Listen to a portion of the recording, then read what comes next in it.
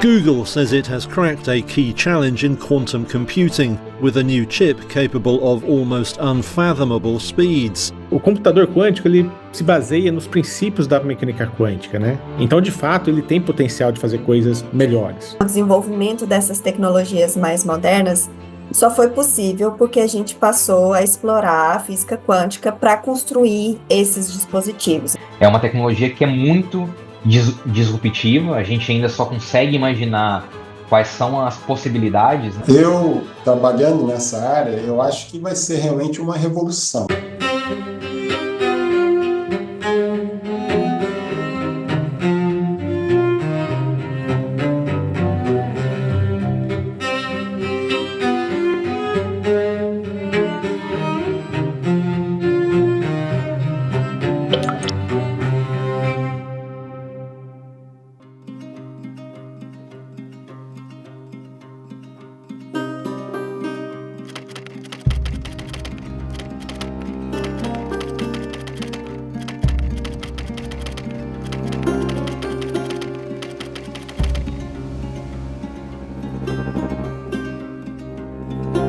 Primeiro, talvez entender o que é o nosso computador aí, que a gente chama de computador clássico, né? O computador usual aí do nosso dia a dia.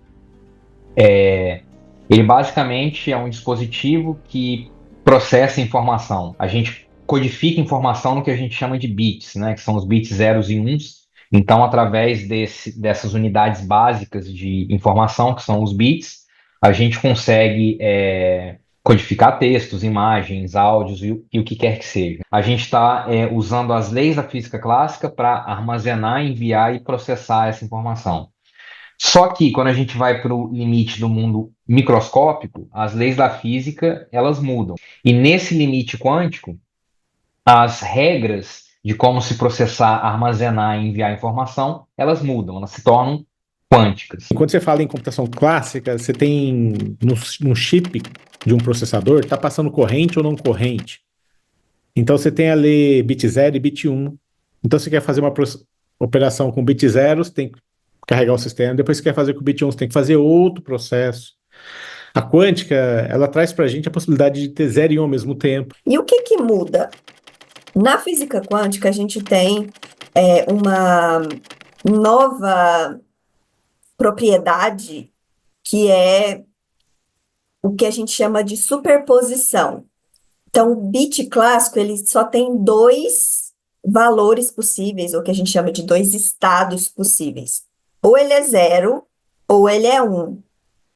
O bit quântico, ele pode estar em uma superposição desses dois valores extremos. Então, ele pode ser 0, ele pode ser 1, mas ele também pode ser combinações de 0 e 1. Computador quântico mudou na base, mudou bem na estrutura. A maneira de armazenar a informação não é mais o bit, é o qubit, o quantum bit ou qubit.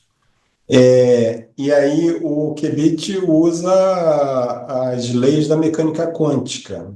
E aí é possível ter 0 e 1 em superposição. E aí significa que a gente tem 0 e 1 ao mesmo tempo, mas eles preservam as identidades individuais durante o processo. Então, o 0 e 1 continua existindo nessa superposição. Então, é como se eu tivesse uma moeda que está girando, ela não é nem cara e nem coroa, é como se fosse ali uma superposição dessas duas coisas, e só quando eu olho para essa moeda e espero ela escolher um lado, cair cara ou coroa, é que ela assume um valor bem definido. Então, esse é o primeiro ingrediente aí desses computadores quânticos. Uma moeda, por exemplo, cara e coroa, o interruptor que pode estar ligado e desligado, ou, no caso dos nossos computadores, a maneira como esses bits 0 ou 1 são codificados, geralmente são através da presença ou da ausência de corrente elétrica em transistores. Então, se tem corrente elétrica é bit 1, se não tem corrente elétrica é bit 0. O outro ingrediente que acontece agora quando eu considero mais de duas, 3, 4, 5 moedas ou bits quânticos, que é o chamado emaranhamento quântico, que é uma correlação que existe entre sistemas, por exemplo, entre esses bits quânticos, e essa correlação, ela não consegue ser explicada pelas leis clássicas aí da física. Então, de certa forma, esse emaranhamento quântico é como se a informação ela não tivesse mais codificada nos constituintes elementares de um certo sistema, mas tivesse codificada nas conexões entre um certo sistema. No final da década de 90 foi quando as primeiras propostas mais robustas apareceram, né? Mostrando vantagens de usar os princípios quânticos para poder processar a informação de uma forma diferente, mais rápida, possivelmente resolvendo problemas que nem os maiores supercomputadores clássicos seriam capazes de resolver e tudo mais. Um computador quântico é uma máquina que opera de acordo com as regras da mecânica quântica e faz uso desses novos ingredientes, a superposição, que é o fato de eu ser duas coisas ao mesmo tempo e, na verdade, não ser nenhuma e nem outra, e o emaranhamento, que são essas correlações muito fortes entre sistemas, mesmo separados a grandes distâncias, para processar, armazenar e enviar a informação de forma que seria impossível classicamente. O computador clássico e o quântico resolvem os mesmos problemas computacionais. A diferença é que, quando a gente usa essa propriedade de superposição, os computadores quânticos eles conseguem resolver problemas mais eficientemente, mais rápidos. Não são todos os problemas, mas existe uma classe que eles resolvem mais rápidos e resolve exponencialmente mais rápido. Para explicar assim de maneira bem acessível, por exemplo, se você quiser resolver o problema de labirinto. Você tem um labirinto, você tem uma entrada e você quer descobrir a saída em algum lugar. Aí o computador clássico vai ficar tentando as possibilidades uma a uma. Faz um caminho, não achou, volta, faz outro caminho. A computação quântica consegue fazer todos os caminhos ao mesmo tempo. O pessoal vai, às vezes por ignorância, às vezes porque, não sei, talvez até interesses em querer mais financiamento para sua pesquisa. E às vezes acaba colocando a coisa de uma forma muito alarmante e tudo mais. E a gente tem que tomar cuidado com tudo isso, né? Porque a computação quântica tem, de fato, potencial, mas ela tem, de fato, também muitos gargalos. São computadores que ainda estão em desenvolvimento, tá? Então, eles ainda não superam os computadores clássicos. E eles mostram que tem esse potencial extraordinário, mas é um tema de pesquisa. O que acontece é que, hoje em dia, os computadores são ruidosos.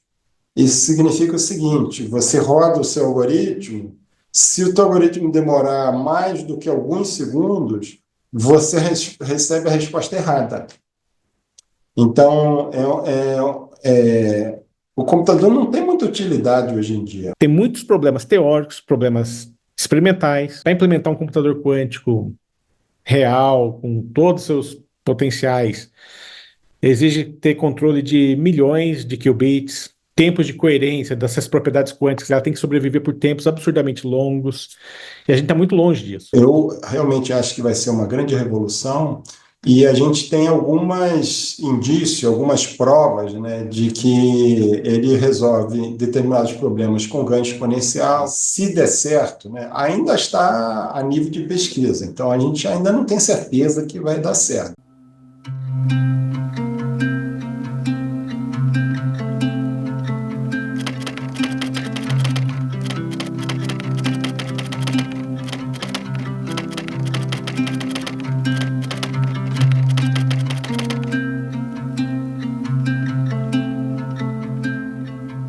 O que a gente sabe é que um computador clássico consegue fazer qualquer coisa que um computador quântico consegue fazer, a princípio. O problema é a velocidade. Então, os computadores quânticos, eles prometem ser mais rápidos do que computadores clássicos para uma classe de problemas. Quando o Shor desenvolveu o algoritmo dele, em 1994, ele fez um algoritmo que fatora de maneira exponencialmente mais rápida do que algoritmos clássicos. E a maioria dos sistemas de criptografia usada hoje em dia, criptografia de chave pública usada, comércio eletrônico, seu contato que você tem com um banco, é baseado nessa criptografia de chave pública. E se você conseguir fatorar eficientemente, você descobre as senhas das pessoas e acaba com a toda a segurança do comércio eletrônico. Esse algoritmo que o Shor propôs lá em 94, 95, era capaz de reduzir esse tempo de maneira exponencial. Então, o que se mostrou foi que se a gente tivesse acesso a um computador quântico rodando esse algoritmo de Shor, que ainda é algo distante nos dias de hoje, mas é uma possibilidade, a gente poderia quebrar virtualmente quase toda a segurança da nossa comunicação. E, obviamente, que isso é uma coisa muito séria, né, de soberania nacional. Então, isso motivou muito, né, a pesquisa em computação quântica. O algoritmo de Shor para a fatoração de números primos, que tem um impacto gigantesco, por exemplo, em criptografia, porque tem vários métodos de criptografia que são baseados na dificuldade de fatorar números nos fatores primos.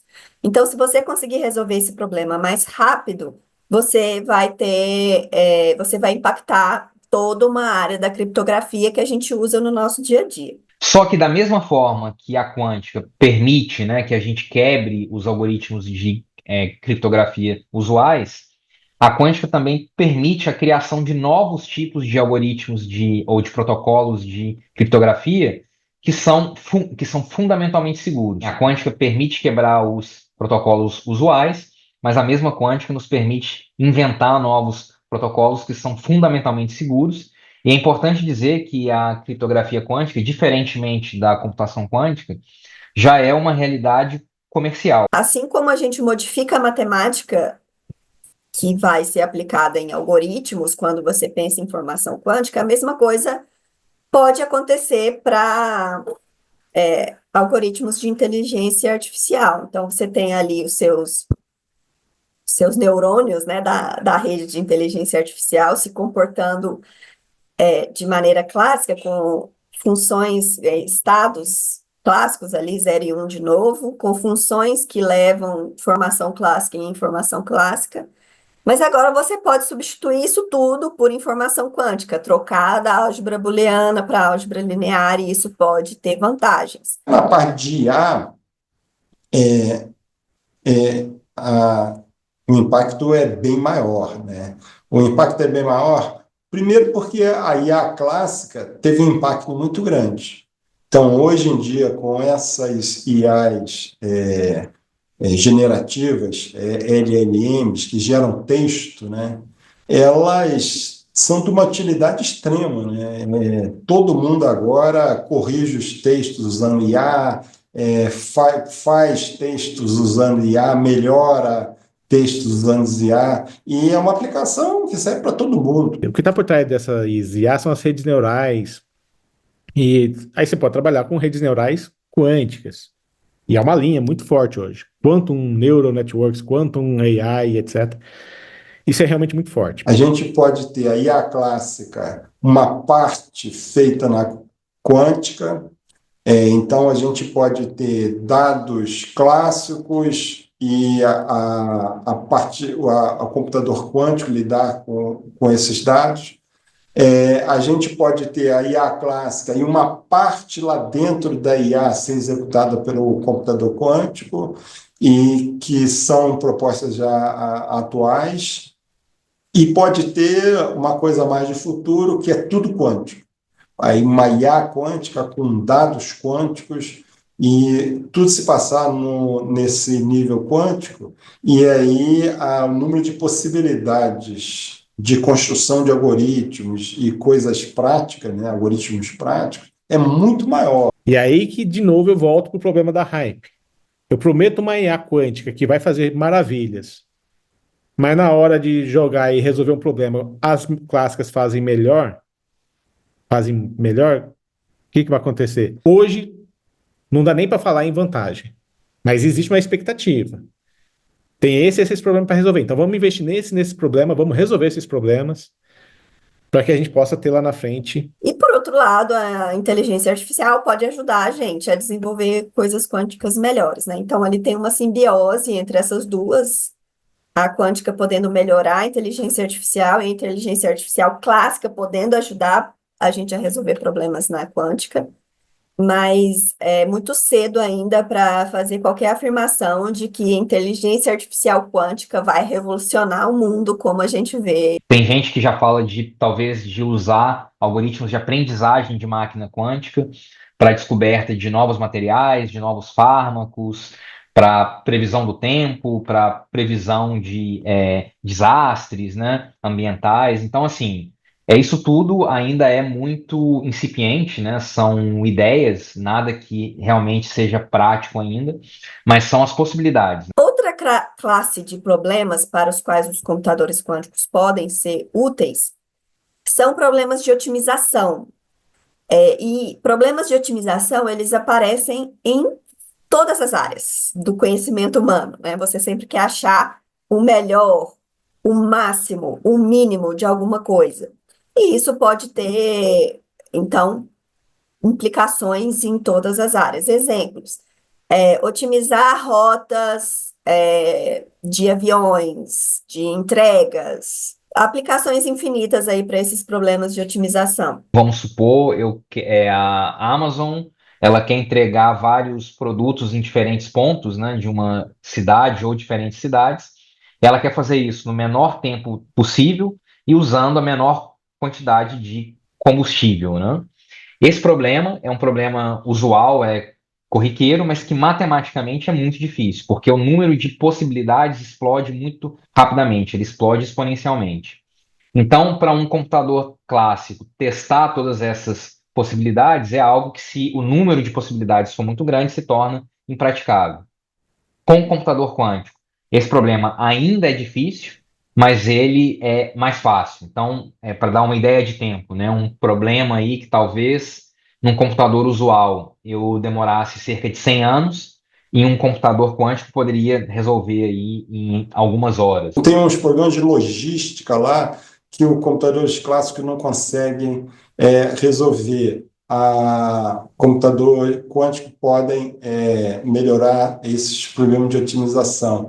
E aí tem aplicação para produção de energia, para distribuição de energia elétrica e outras energias. E agora, no desenvolvimento de fármacos, a gente cai no que eu acho que pode ser a primeira aplicação realmente real realmente útil desses computadores, que é a simulação de outros sistemas quânticos, né? Então, eu quero simular o comportamento de uma molécula. Como é que você produz novas drogas?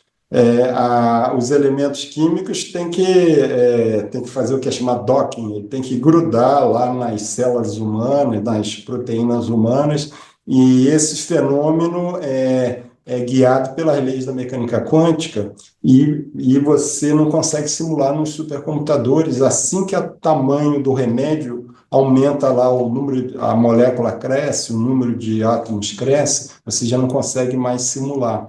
E o computador quântico consegue simular moléculas muito maiores. É um sistema quântico, o computador quântico, né? Para simular um sistema quântico que é a molécula, que é o material. Então, assim, tá conversando na mesma linguagem, vamos dizer assim, né? Quando a gente resolve no computador clássico, a gente tem que mapear aquele problema quântico no sistema clássico e aí fazer todo um processamento de informação. E o sistema quântico, o número de variáveis que você tem que lidar, que você tem que resolver, ele vai crescendo com o número de átomos que você tem lá no seu material, por exemplo.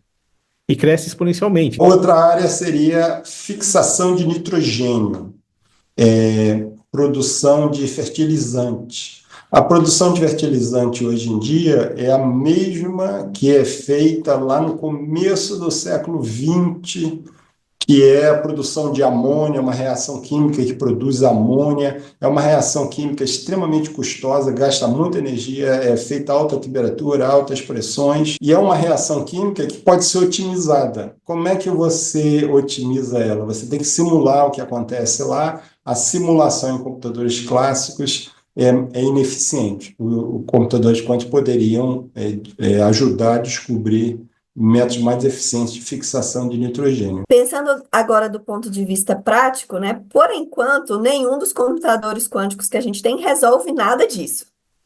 Melhor do que computadores clássicos resolveriam. O que a gente vislumbra é que, à medida que esses computadores vão se tornando maiores e menos ruidosos, uma hora o computador quântico vai ter alguma vantagem sobre o clássico. É uma tecnologia que ainda está em desenvolvimento, que ainda é muito cara, é muito frágil. Então, dificilmente, aí eu diria na próxima década, ou mesmo nas próximas décadas, a gente vai ver uma massificação disso, no sentido de que cada um vai ter um computador quântico em casa. Atualmente, a gente tem já acesso aos computadores quânticos pela nuvem. Então, a gente tem que pagar, tá? No caso da IBM, ela oferece 10 minutos por mês gratuito. Mas 10 minutos por mês não dá para fazer muita coisa. Além disso, você tem que pagar. E não é barato, é bem caro. Mas tem várias outras empresas também que colocam os computadores dela pela nuvem da Amazon. Você paga lá pela AWS e você ganha tempo de uso. Computadores da Rigetti, The Wave, IonQ. Mas não vai ser da noite pro dia, não vai ser com trivial, sabe? Não é simples essa travessia toda. E eu acho que tá faltando isso, essa consciência no mundo afora. Mas é importante enfatizar que a gente está muito, muito distante de realmente conseguir fazer aplicações para moléculas muito grandes ou para coisas, para o clima, por exemplo. A gente não tem nada que nos leve a acreditar que a gente vai ter aplicações desse tipo no futuro próximo, tá? Por quê? Porque para a gente ter aplicações desse tipo, a gente precisaria de computadores com muitos qubits e com poucos erros nas portas lógicas que eu aplico ali no meu computador. E não é essa a situação que a gente tem hoje.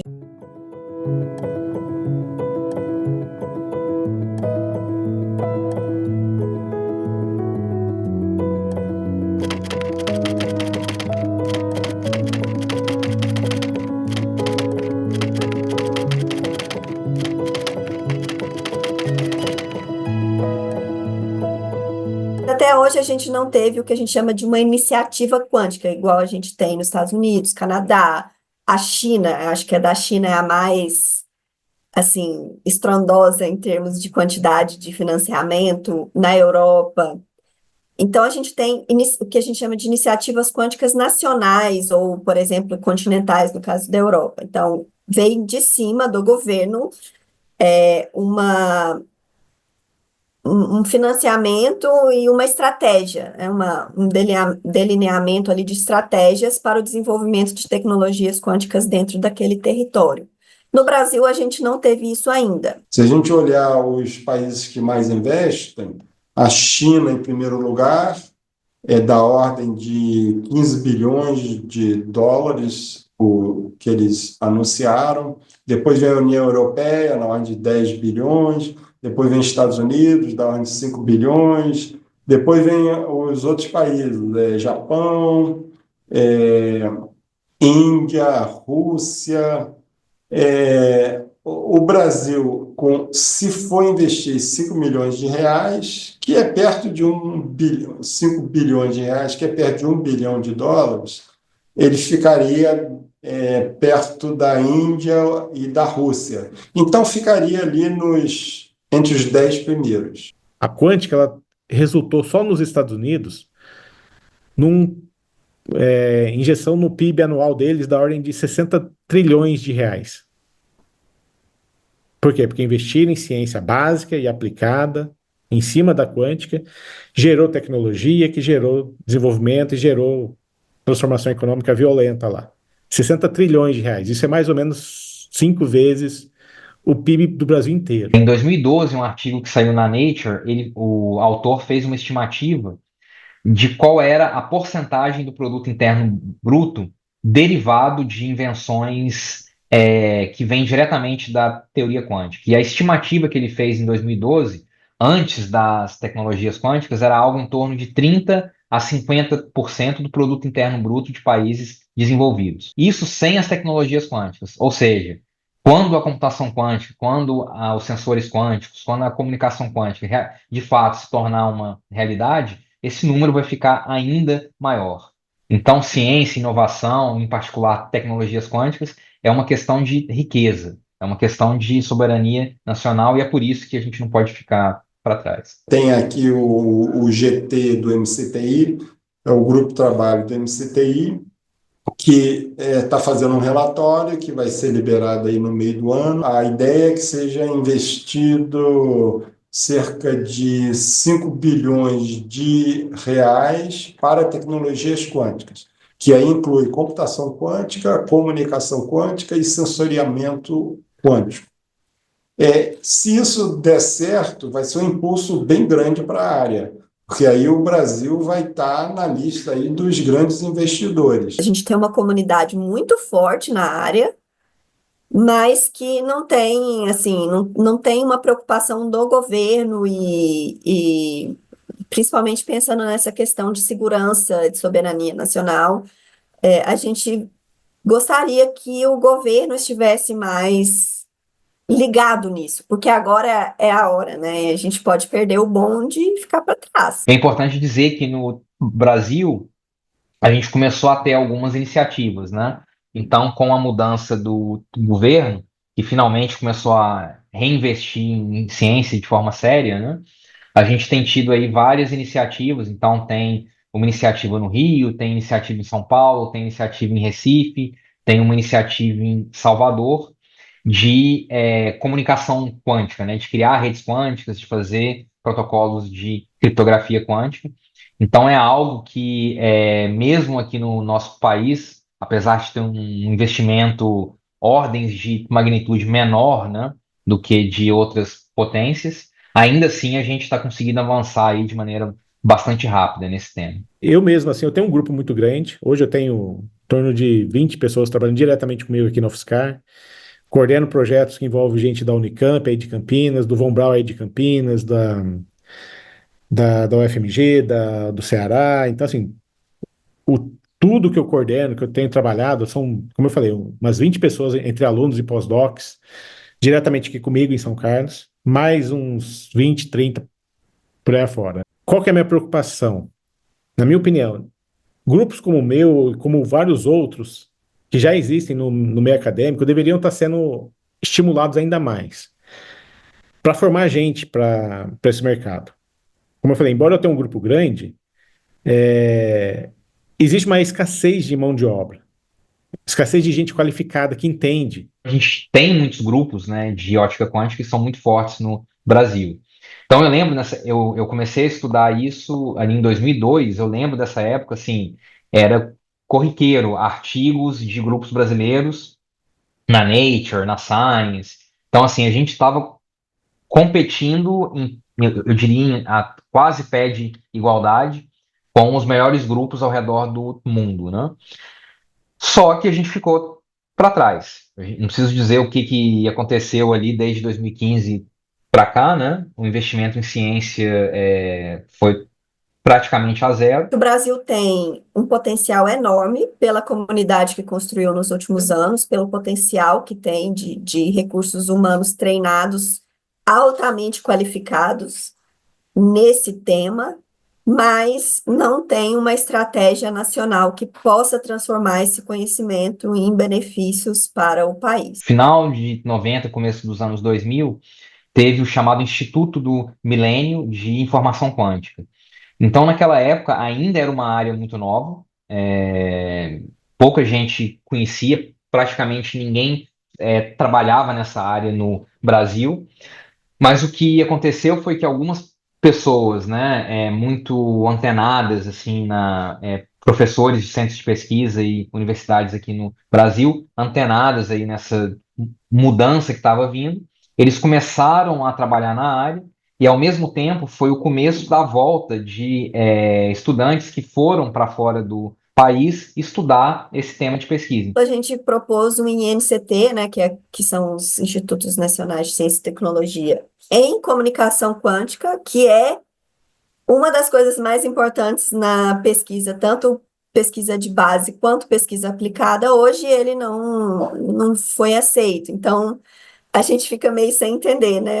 Para onde o país quer olhar, o que que a gente quer fazer. Então, é bem desanimador a gente ver que o Brasil vai ficar para trás, de fato, porque não está acompanhando a evolução nas pesquisas e financiamento que a gente precisa e a gente vê diferente no resto do mundo. Se eu não me engano, foi em 2023, teve o Embrapi em tecnologias quânticas, que está sediado no Senai Cimatec lá de Salvador, que tem a ideia aí de fazer o primeiro dispositivo quântico para criptografia brasileiro. Então, é uma iniciativa muito ousada, bonita e que tem tudo para dar certo. A gente tem algumas iniciativas aí, por exemplo, da FAPESP. E aí tem algumas iniciativas menores, né, do próprio CNPq. Seria interessante que o Brasil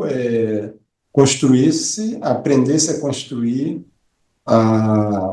os próprios computadores aqui no país. E aí tem uma questão fundamental. Se a gente construir o computador quântico agora, os outros países não vão dificultar o que a gente está fazendo.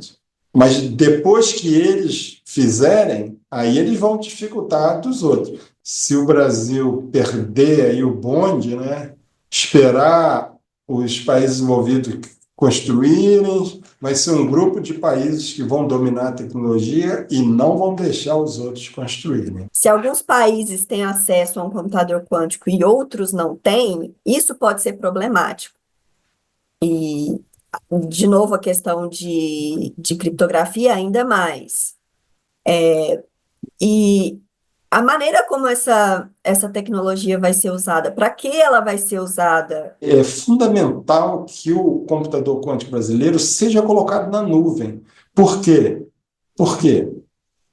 Porque senão ele vai ser construído dentro de um laboratório de mecânica quântica, quem vai usar é apenas aquele grupo ali e vai publicar trabalhos, vai ter um ótimo reconhecimento, mas o Brasil não vai usar. Então, é preciso um esforço para colocar ele em nuvem, porque colocando em nuvem, qualquer pessoa no Brasil inteiro vai poder usar. É uma área que a gente não pode perder o bonde da história de forma nenhuma. A gente corre o risco de ficar a ver navios de novo, né, vendendo commodities aí a preço barato e comprando produtos tecnológicos muito mais caros, né? E nesse caso, às vezes nem tendo a possibilidade de comprá-los, mesmo que a gente tenha o dinheiro. Então, assim, para mim, precisa ter esse investimento pesado em ciência básica por trás disso tudo que está sendo feito aí. Em paralelo, só pesquisa básica, eu acho que pode gerar um problema, tá? Porque, assim, o pessoal quer muito carreira acadêmica e tudo mais. Então, é muito bom, né, que o ano de 2025 seja o ano da quântica e que a gente possa trazer, né, essas informações, o quão importante, o quão relevante isso é, não só do ponto de vista científico, mas como é que isso pode impactar, né, a vida das pessoas no dia a dia. Eu acho que vão aparecer aplicações práticas em menos de 5 anos. O Brasil, ele tem uma comunidade muito forte em tecnologias quânticas. A gente tem uma rede espalhada pelo Brasil todo. Eu sou totalmente favorável a fazer investimento pesado em ciência e tecnologia. A gente só vai entender o real impacto dessa tecnologia uma vez que a gente tenha acesso a ela.